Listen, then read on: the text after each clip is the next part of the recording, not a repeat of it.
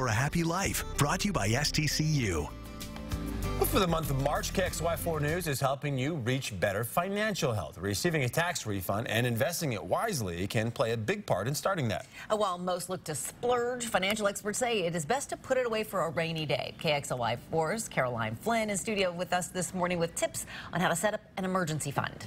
Yes, well, I spoke with experts over at STCU, and they said oftentimes people view their tax refund as a windfall. They just want to do fun things with it. Unfortunately, though, that can lead to impulse buys like a big TV, new phone, a trip, and people just aren't thinking about how it could possibly affect long-term goals. There might have been other things in your household budget that you should be addressing. For instance, do you have an emergency fund? And if not, you are not alone.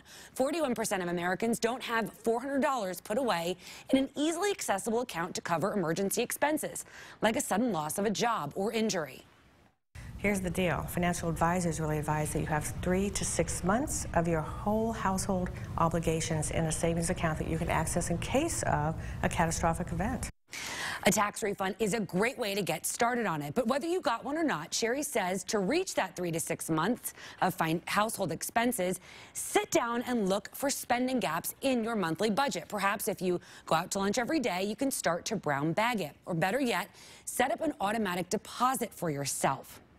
Sherry says the more you start to accumulate in that emergency fund, the less likely you are to withdraw from it, unless it's an emergency.